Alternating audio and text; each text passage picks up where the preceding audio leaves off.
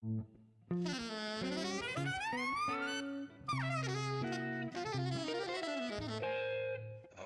Jazz.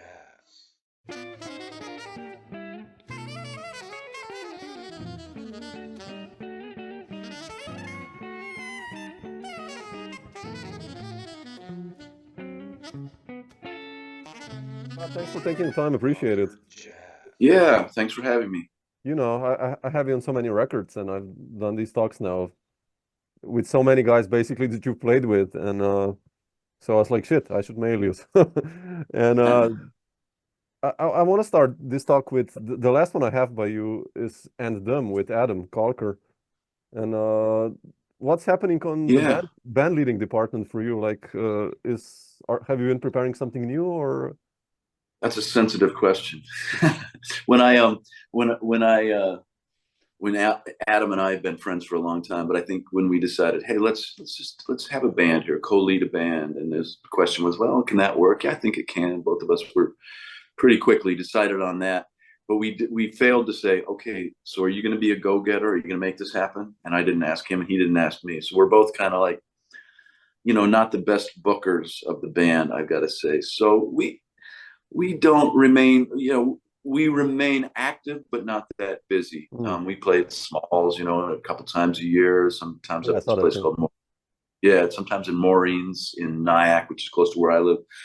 And it definitely is time to do another recording. We had some new music kind of in the hopper and rehearsed a bit. And it just kind of, yeah, I don't know, we need more rehearsals on it. So we're a little bit stuck. And Victor, Victor's kind of been not working as much, Victor Lewis. So there's some kind of, I guess you'd say, growing pains there for our group. But yeah, it's in the back of my mind. I need to put it now into the front, right? Yeah. What about your records? Records is you as a band leader, just you? I mean, have you done those lately? Or I mean, like groups or gigs? No, Or no, I haven't. I mean, so how I come? have like, what is it, four or five with Chris? What's that? Yeah. How come you didn't? Because I have those crisscross records and they're fantastic, by the way. And like, how come you haven't pursued that?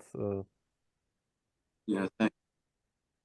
I don't know. I mean, I feel like, I did three, I think, for Crisscross, and then one for Double Time. Yeah. And then I was just kind of waiting for something else to come my way. And then Jerry, I don't know, there's some reasons, I guess, that it just didn't always work out. The last thing was Niels Winter saying, hey, I want to do something with you. And Adam and I just kind of discussed and said, I don't know, if we want to do that, let's hold off till we're ready. So I don't know. It has to be right, or we just need to finally say, okay, we're just going to produce this ourselves and Yeah. put it on Bandcamp or do whatever people do to make money off the records. I don't know. I've always been one who responds to a new date, but isn't really like burning to get new stuff out. I stay busy enough doing sideman Yeah. things and whatever general business around New York that I kind of go that way. Not that that's a good way to go, but we'll see. There is a little energy, and even people asking, such as yourself now, saying, "Hey, what's up? It's time for another record." Makes me say, "Yeah, you're right." So, Exactly. so we'll see. Okay. Fingers crossed. I hope there's many musicians like who've done fantastic records and then kind of not doing. So I always do these interviews like, okay, come on, people, do it. We need it. Yeah, also it's yeah, we need a little kick in the butt, I think, yeah, and some of us do. I do. I've never been one that's like, okay, I'm going to make Yeah. this happen. Let's go, let's make this happen, because I stay busy doing other things, Yeah. which you know works for me. Put it that way, and it seems to work for Adam too. But when we get together, we always say, hey, man, it's time to like, get in the studio again. And I saw James Farber last night at the Vanguard. I play with the big band. And so that was another reminder, because he recorded, he's the engineer of the last record, the one we're talking about. So, maybe enough signs are going to point in that direction. So, Okay, good, good. But otherwise, I wanted to also to ask you, how did you enter jazz actually? I mean, I know you've been in New York like for probably 40 years or a little bit under 40 years, but like what got yeah, you excited?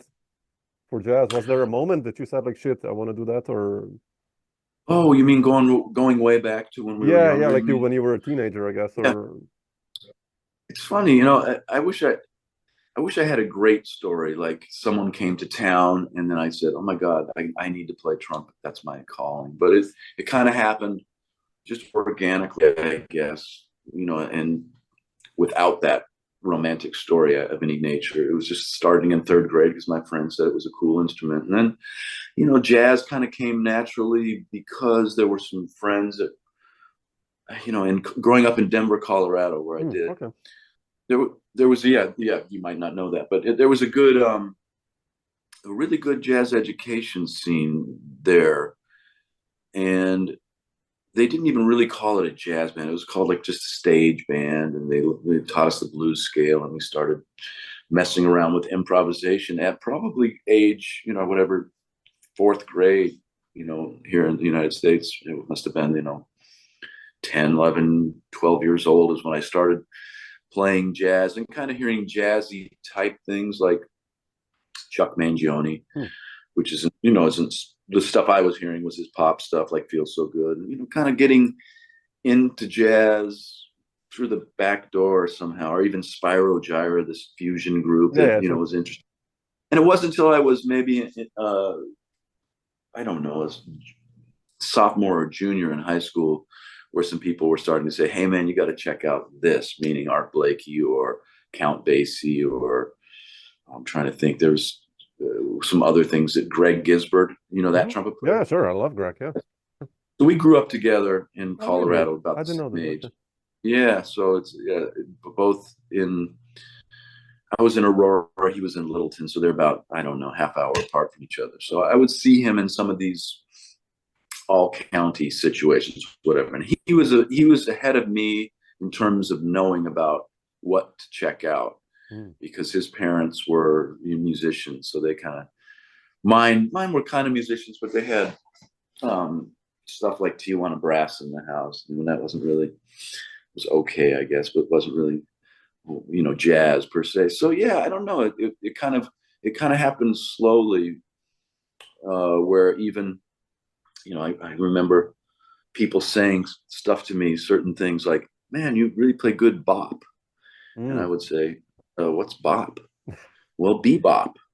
Oh, what's bebop? You know, like, you know, I don't know any of the vernacular yet, you know, so it just kind of came slowly through, you know, very slow process until, I don't know, when you get a little bit later in high school, you start realizing you can do certain things to speed it up, like transcribe solos, or accidentally start listening to things dozens and dozens and dozens of times, like all of us musicians do.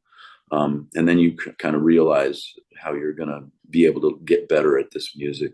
And then I went to Indiana University, which was a good jazz school with David Baker at the helm at the time. So it's kind of, that got me to always pointed towards New York, I think. And, you know, I spent a couple of years in Cincinnati, Ohio, which is near Indiana University, relatively speaking, and had a great time on the professional scene there till I was getting more like, hey, you're going to move to New York sometime. What? You're a very good player. I think so, yeah. And it's just kind of, again, it's like you telling me I should do another record, you know.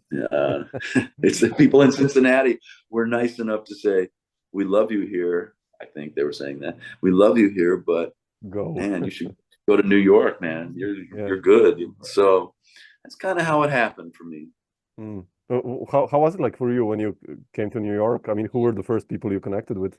And yeah, that's a good question. You know, I didn't have a whole lot of numbers, let's say, to call or people to connect with.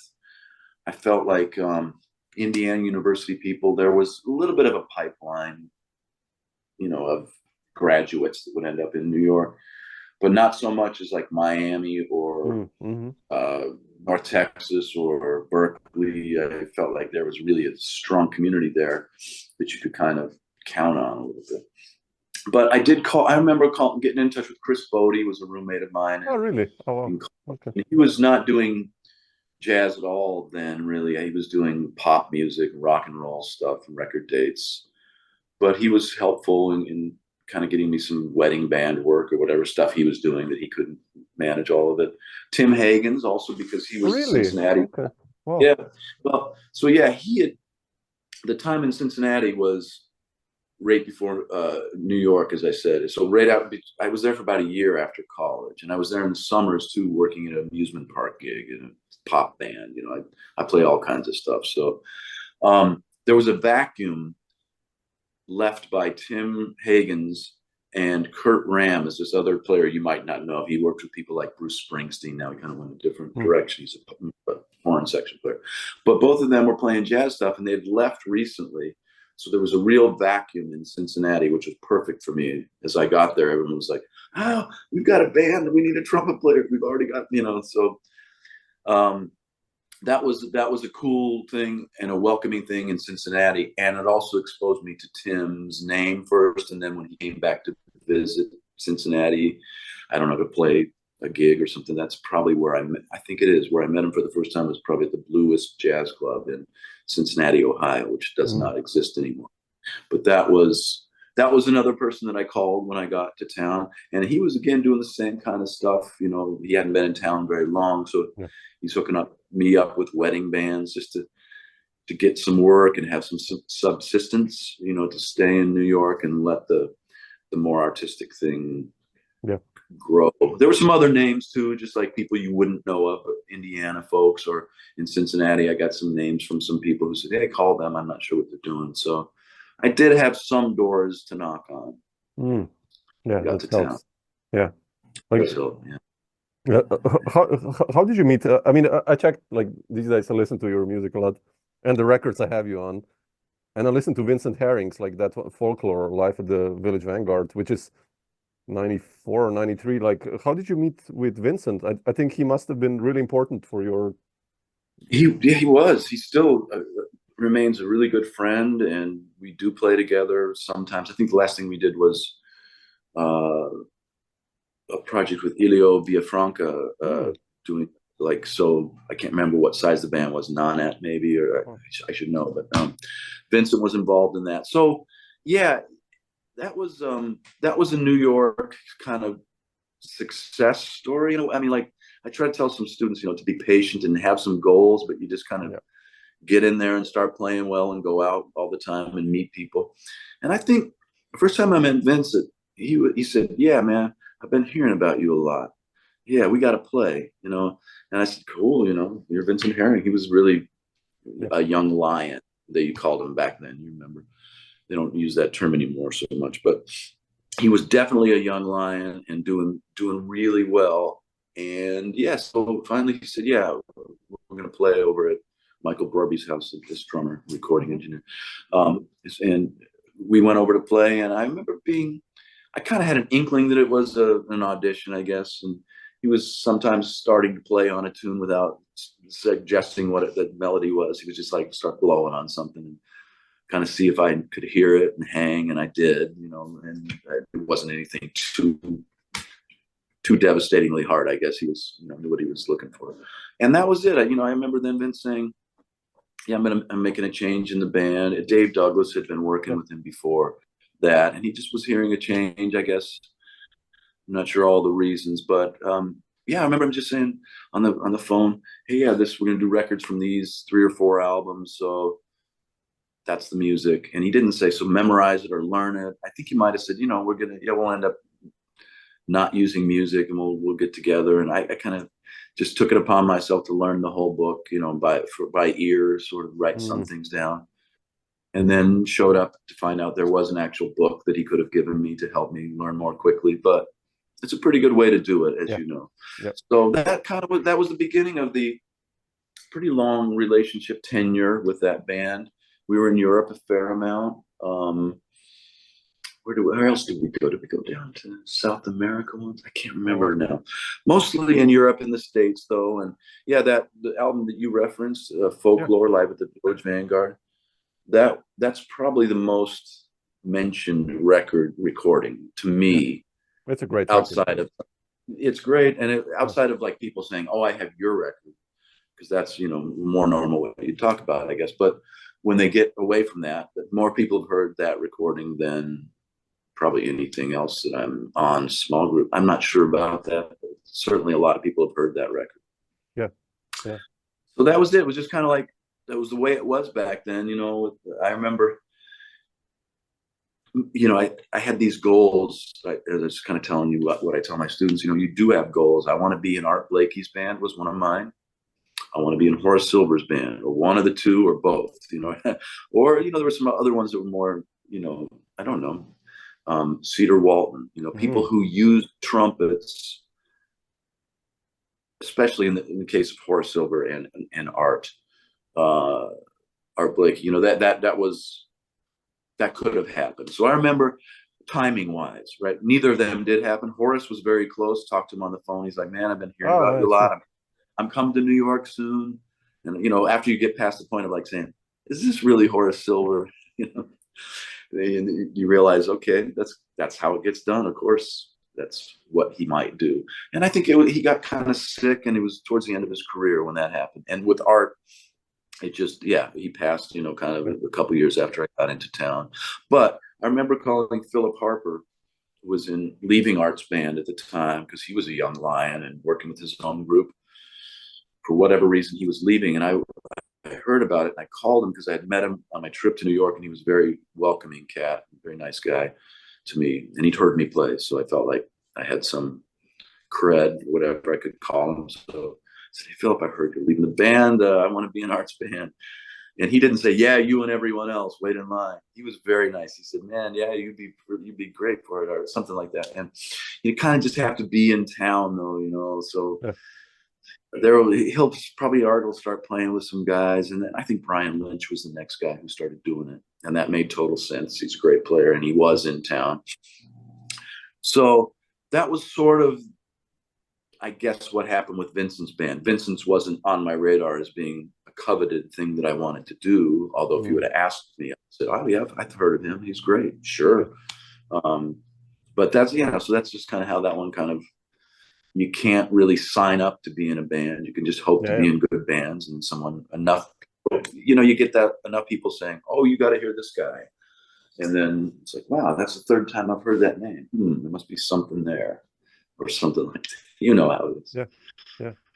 Yeah, interesting. Was it with Vincent that you went to Europe for the first time as a professional jazz musician, or? No, you know, the first time I went to Europe as a professional musician and making, you know, money was with Louis Bellson's big band. Really? And that was probably, wow. Yeah, it was probably 1991 or 2. I could look back at it, but it was a long tour, and dig this, it featured, well, Louis Bellson, of course, but most of us were younger players. I was among the youngest, but they, you know, not super big stars. You know, that would cost too much money to mobilize that kind of a band, maybe. So, but the featured guests were Milt Hinton on bass for the whole tour, and Harry Sweets Edison on trumpet for the whole tour. Okay. So, kind of a lucky break for me, and I think it was substantial tour, like 3, 4, 5 weeks or something. Wow, that's crazy. So it was, I almost really didn't know how good I had it in that position. I wish if I could go back in time, I wish I could have tried to hang more with Sweets, because he was wide open to it. We did hang some, but I was sort of cautious with his privacy, or what I thought it should be. Yeah. Didn't want to overwhelm him. And I also wanted to be cool. I was on the gig or something like this. But now, if I had to do it again, Samo, I would be like, so tell me some more. Can we hang out again tonight? I'm the same, man. Yeah. I regret these things so much, that you play with some of these legends, and you know, when you're on tour bus or whatever, you're like in the band. You don't want to, even though like that little guy behind you is like, shit, I really want to know what was, you know. No, it's a little bit of a quandary. You know, the similar thing could be said for me for working with the Carnegie Hall Jazz Band a lot. So that would have been like people like Frank West and Jerry Dodgian, and well, Steve Turre was out there. Well, Dick Oates, and I mean, I did hang out with all those guys, but Slide Hampton, you know, real stars of this music, and I knew that, but I was respectful, and we did hang out and we had conversations. So I'm not saying I was like in another. They weren't. There was no. They were very respectful of everyone. They didn't say, "Hey, don't bother me." Yeah, Frank Foster also. Just so many cats that were just like bad cats that I kind of wish I still would have like cozied up, if you will, to them a little more. Some of them aren't. Most of them aren't around anymore. Some of them are that I've just mentioned, but many of them aren't, and I have a little bit of regret for that. Like you're concurring with that. Yeah, yeah. But still, I mean, come on, that's already the experience to be on the road and among those Yeah, guys. it's not a huge regret. It's just if I could have done it again, I think I would have had a little more confidence to say, "Hey, I want to have a little more connection. Let's hang out a little bit." I mean, I wouldn't have overwhelmed them. I'm sure I would not have, but I could have come their direction, I think, a little more and been even more reverential to them and let them know what it meant for me to be there. Yeah, I think that's so important that we do that actually to these guys. It is, because while they're still alive, it's easy to not. Yeah, because that's the thing. You don't know anyone as they get older. Of course, the chances are they're going to be around less time, but you never know. So it's a good idea to do those things that you want to do. Yeah. How was in the beginning of the 90s? You mentioned already, like, some trumpet players, David, Brian Lynch and Dave Douglas, and all these incredible players that were in town, Tim Higgins and so on. How was it for you, like, coming to that scene, the feeling among the trumpet players in the community, and getting all those gigs in the big bands? Because I think you played in every important big band there is, like in New York since 1995, from Bob Mintzer on to George Gruntz to yeah. It's funny, Samo. It's like, again, if you would have asked me, say, in college, what do you want to do then with your life? Art Blakey. I want to be a great sideman. What would you like to be, a star like Miles Davis? Well, I guess so, but I don't know. I don't know if that's even in the possible realm. Would you like to work with some of the greatest big bands on earth? Well, I don't know. I'm more of a small group player. I want to do that. And then if they could have said, well, how about Thad Jones, Mel Lewis big band, or Toshiko Akiyoshi's big band, or Bob Mintzer, names that were on my radar, although not as much as they should have been, because I thought, a big band, that's dance band. I just didn't quite understand it. So it's interesting to like get into that world so heavily as I have. And I remember this kind of funny anecdote. I just remember telling Tony Cadlick, who's a great trumpet player in town. You might know, his playing. He's more of a lead player for those listening to this. You might not know him as a jazz player, although he is an excellent jazz player, but he's not as recorded as he could be. But he's the busiest guy in town and a great lead trumpet player in New York for the last same time I've been in town, almost 40 years. But I remember years ago telling him, yeah, man, I wish I was doing more big band stuff, because he was doing a lot of it. And so careful what you wish for, young Scott, because, and not that Tony like made it, possible, but it's just like, it's like when you say, I want this to yourself, like my girlfriend now says, she's careful, don't say negative things, say only positive things, because they're going to happen. The negative things might happen too. So, and I'm like, I don't believe in all that really, but that's a time where I can kind of look back to that moment where I can't believe I ever said that, because it's been an embarrassment of riches. I've been so fortunate to work with the best band leaders ever, so I count myself super, super lucky to have had, I guess, some of the skills that you need in a big band, and then the solo ability too. And so to get back to your question, meeting the trumpet players does happen a lot in the big band situation. Like, you don't get that as a guitar player as much, although you get to meet more rhythm section cats, in a way. So but you don't meet the guitar players that way. You have to meet them some other way. It's very rare, right, that you're on a 2-guitar gig.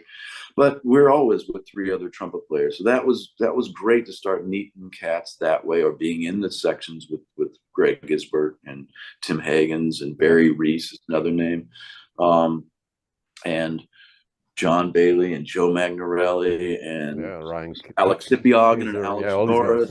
All I could just go down this list of cats that all kind of moved to town roughly the same time. So my generation, I guess, give or take. And it was pretty good. Like, I mean, the camaraderie is much more prevalent than the competition. And that goes, as you get older, it's even more the case, as that's just human nature, right? I mean, we just kind of say, okay, time for the younger generation. I'm not threatened by them. I don't really remember feeling too threatened ever by other trumpet players, but a little more competitive than I am now. When you're younger, sure. Yeah, it's just kind of the way it should be, or the way it is. So, but overall, I think, you know, the community here is super great. It is a family. I try to tell my students, you know, I teach at various places, but I'm at Manhattan School of Music, where I've been for 10 years. And a lot of really good students who are ready to just start taking over the spots. Remind me of how I played at that age. And I don't know, remind them. I let them know sometimes that it's a real brotherhood, to use that term, meaning brother, you know, not just men, but it's a camaraderie that we have as trumpet players that they're going to be able to enjoy, and don't take it for granted as you're meeting people at Smalls or wherever the heck you're going to play. These could be your mates for the rest of your life. Not all of them, but some of them will be. And then I can go down that list of trumpet players that even you seem to know a lot of these names because you're way into the music. But some of those names that I was mentioning, they're not on the radar of somebody. They're just not as famous as Roy Hargrove. I include myself in that. But I mean, or Terry Blanchard or Wynton Marsalis or Tom Harrell. There's some people that, you know, they're just, they're more well known. But there's this whole cadre of people, trumpet players in town that are, and I'm just talking about sort of my age. I know I can go back to the younger cats too. But like dozens of us that have had great, I guess, great careers. I'll let them be the judge of their careers. But as I look at it, where we've all stayed busy for that whole time and done some great things. How did you enter then all those big bands, you know, like, because like one guy didn't do it anymore, or like, you know, because kind of, you know, like Village Vanguard, then you went to Bob Minzer, then you went to David Matthews and John Fetchcock, and you know, it's scary, man. Like the late 90s for you. I don't know how you handled it actually. It's like, it's weird, you know.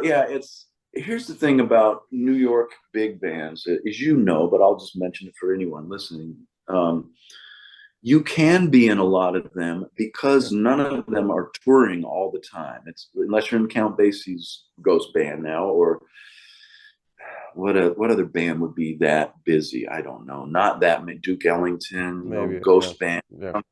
But even them, it's not like it used to be. So one can be in the Bob Minzer Band, the Toshiki Wakiyoshi Band, the Carnegie Hall Band. I mean, I was never in the Carnegie Hall Band, but I kind of was doing most of the gigs for years, so whatever. But it kind of works in a very organic, fluid way. Like, I remember Toshiko said, hey, we're going to China in so many words. I said, I can't make that tour. I'm out with the Carnegie Hall Band all summer. I'm committed to them. And she was like, okay, well, I think you're not going to be in the band anymore. And I was like, I understand. I saw that one coming. So that one makes sense. People leave for other things, not necessarily greener pastures, but sometimes better opportunities, sometimes just different opportunities that we're committed to. But there's again a cadre of people who are really good at doing the big band thing. And we all know of each other. So all of a sudden someone's getting busier, so they're going to they're going to know who to call, who can step in and take care of business, knows the protocol of being a big band stuff. And there's a lot of us, and there's levels of it.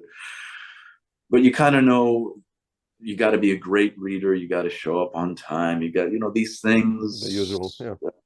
There are a lot of small things that you have to be able to do as a section player. So, for instance, I was already in Bob Mintzer's band, I think before the Vanguard, the VJO.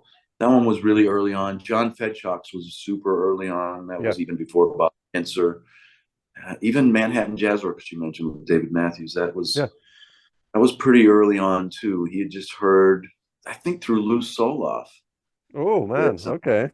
Yeah, so that and Lou Soloff I met on the Mingus Big Band. I remember opening my that eyes. Was a player. First yeah, and I think it was the first night meeting him. It was the first night playing with him. I'm pretty sure years ago. I remember opening my eyes up during my solo, and Lou was like, he's checking out my chops. He for those of us that know Lou Soloff, he's going to do whatever he wants, whenever he wants. So, and he's a great cat. He's nice, but he was very, very great to me. And I say that because he's unfortunately left us. But at that time, he was liking what he heard, or there was a buzz in the air, and Dave Matthews said, "Hey, I think what are you hearing? We need someone for the big band." He's like, "Oh, I've been hearing about this guy Scott Wendholt." So David Matthews had me over to his house.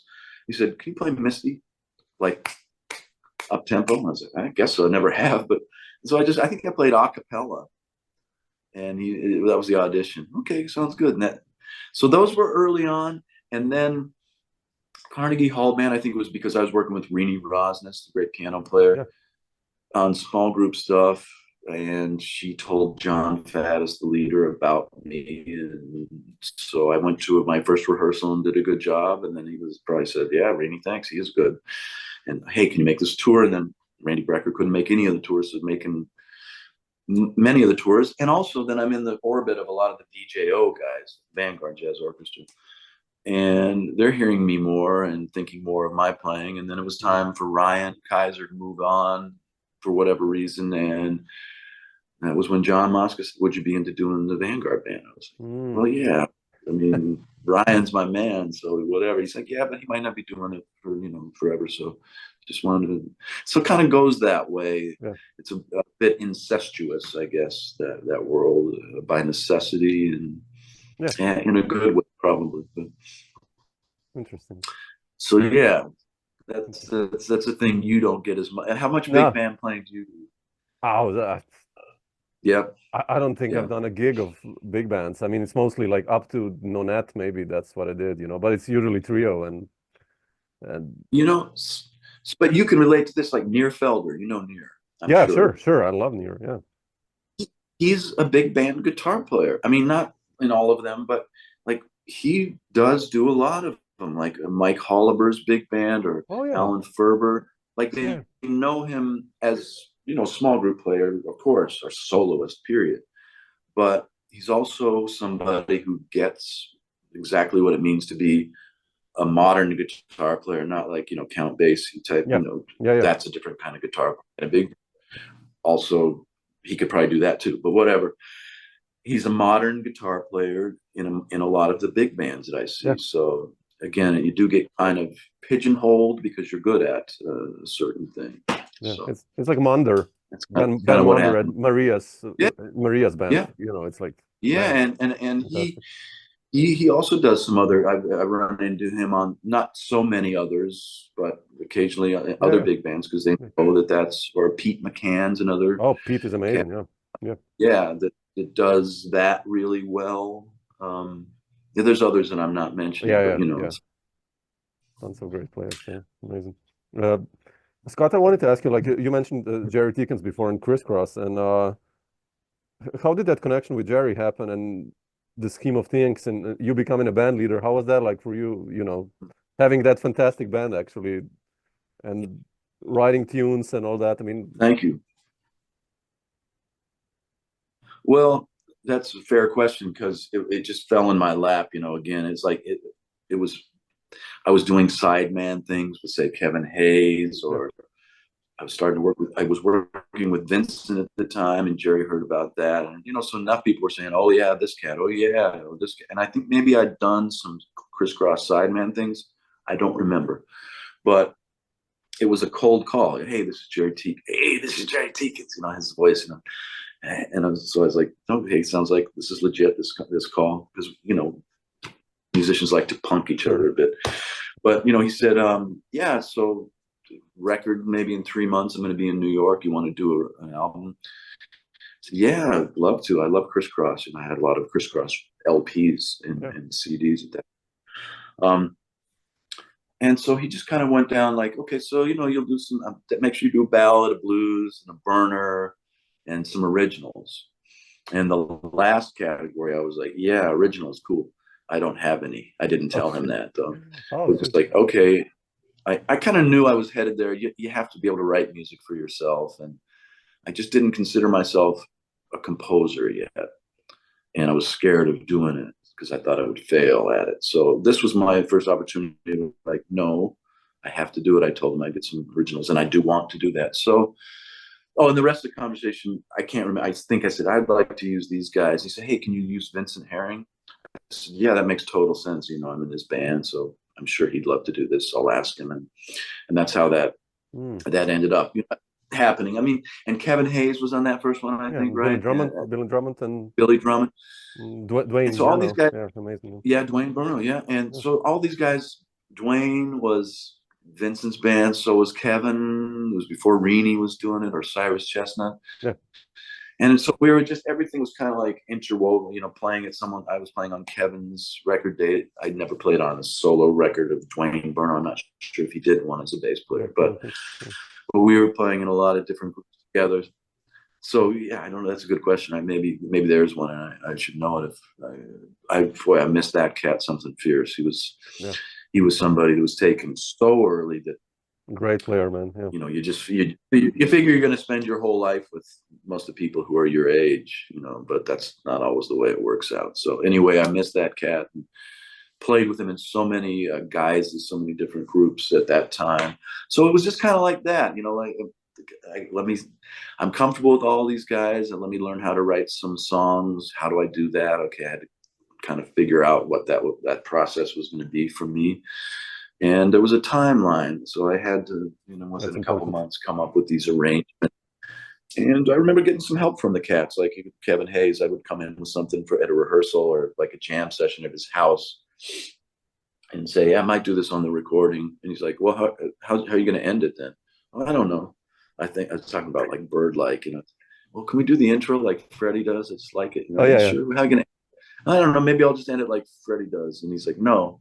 Come up with, in so many words, he would never say no, but he was like, oh man, maybe you should come up with something different. I remember saying, well, like what?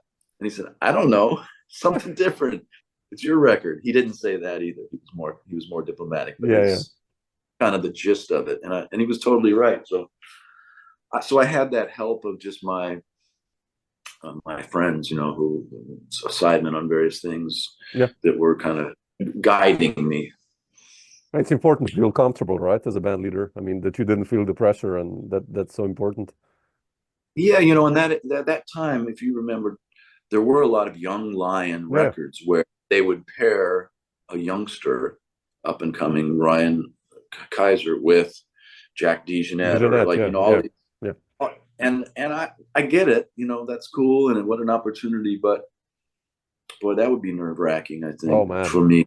Be on my first record date with those stalwarts, I would be a little bit overwhelmed by it. So yeah, it was a little more organic for me, that procedure of starting to be a leader and record. Yeah. Did you do gigs then also with your band in New York at that time? Or yeah, I would always get some gigs at like I don't know. Did I ever work at Sweet Basil's, my band? No. Or Sweet Rhythm? No. It'd be more, Smalls now, but at the time, Visionis. Do you remember that club? Sure, yeah. Gone now. It's been gone for a long time. Yeah. And I was entering some jazz competition stuff. Like there was a Hennessy Jazz Festival, Jazz Search. Really? And we won like $5,000 first prize. Okay. And got to play the Blue Note, and then went out to Playboy Jazz Club, I think, and or Playboy Jazz Festival, I should say. Yeah, so a little bit of working always with my band and bands. And then there was one record that I did, my first one for Double Time. You might know it. It's called Beyond Thursday, and that was with a bona fide working band of 3 years. So we were kind of the most prepared to go into the studio of any of the recordings I've ever done. So yeah, that was kind of the reason. That was kind of the reason for leaving Crisscross too. Wasn't really a reason. Jerry might have recorded that band too, but I got an offer from Double Time, which doesn't exist anymore. But and I said, well, it's kind of I knew it was kind of a lateral move at best, but I said, yeah, I guess so. And I want to record this band, these guys from the Augie's group, you know. And he said, yeah, cool, whatever. So that kind of led me that direction, and then that hurt Jerry's feelings, I think. So I was kind of off the roster there. I knew that would happen. And then later on, Jerry and I got back to being fine. He would say, hey man, we should do something again. And we kind of talked about it, and it just never materialized. Yeah. So. Yeah. Interesting. Do you still write, by the way? I mean, I love the stuff you've written there, like that. Thank you. And Crossroad and those tunes. It's beautiful stuff. Thanks. Yeah, those were like, both those were early on. In fact, Crossroads was really early on. I do write, but again, usually it's when I have to for some project. So I haven't been writing a whole lot, but I've been feeling a little bit of energy in that level, in that direction. It's funny, you know, COVID is when I should have really been doing that. Shouldn't we all have? I don't know what you did during COVID. Oh, I did a lot, man. You did a lot, yeah. Oh, I did a lot. Yeah. A lot of recording and writing and everything. Yeah. So I kind of shut down. I did the opposite thing, and I got a divorce. So during COVID, so it was like a little bit different for me, a trying time, I guess. But at the beginning of COVID, I thought, okay, I wonder if this is going to last for like weeks or months, even, you know. And then so I didn't really. I don't know. I was thinking maybe I should use that little bit amount of time, because it's not, surely this can't last that long, right? So maybe I should start doing some things that I've been putting off. And then once it began to be a little more evident how bad things were, I think I kind of just shut down as a wanting to be. Got a little depressed, not clinically depressed, I hope, but you know, just kind of like and I enjoyed a little bit of time away from the trumpet, because it's a hard instrument, and it's kind of nice to not have to keep it up for a little while. Yep. But I should have written more. I should have found my way back to being a little more productive during that time. But without the deadline, I know. Yeah, we're the same, man. We're all the same. Yeah. Yeah. So again, that record date with Adam Kolker and my group again needs to be put on a timetable. I'll write Adam. I'll write Adam an email and let him know. Like, there you go. Shit, man. You know Adam very well? Yeah, I mean, we've done like one project last year, and you know, he's again one of those amazing players, so underrated also, and I love his playing. You know, so he is not well known enough. Yeah. I mean, not underrated by any of us. Not musicians like you are right in that, but all of us in the world. In the music world, hear someone like him, and there's a lot of someones like him on all instruments. We go, ooh, wow! How come I've never heard that person or whatever? So. Yeah. It's like when I do these tell him to get. Like I just checked the albums I have at home, and it's just like, man, there's, you know, my wife looked at me the other day like, man, how many have you done? I was like, man, I don't know, too many. Like it just goes on. It's like just the amount of band leaders and composers. It's incredible, right? It's you know, think about this too. I mean, I'm 58 now, so when I talk to my students about, hey, have you heard this, or you got to check this out, or you got to that, you know, this person, and they have different reactions. Of course, they're all different, but I kind of understand the reaction of kind of like, well, yeah, whatever. I mean, I don't know so many people that I don't even know where to start, because there's 40 more years of history than there was when I was their age. Almost able to like comprehend all of jazz. Now, I'm not saying I did, but you almost could make that argument. Why didn't you listen to everything ever recorded by anyone? Well, one reason is because we didn't have the internet, so we couldn't find it. But say we could have, you could almost digest it all. Now, forget it. It's just overwhelming. It's scary. The amount of I don't want to say product, but material, music out there it is, I'm sure, overwhelming for people getting started. Definitely, yeah. Because it's overwhelming for me even still. So yeah, it's scary, man. But yeah. But Scott, not to take too much of your time, I just wanted to ask you, like, what's still in the schedule for you for this year, project-wise, touring-wise? Are you coming to Europe maybe, or? I am. I'm coming to Cologne to be a guest with the WDR band for the first time. Wow. And that's like late. That's in August. I think late August. I can't even remember. But it's like 10 days, mostly in Cologne, and then rehearsing, and then I think Dresden and some other place that I can't remember the name of. I'd never heard of it.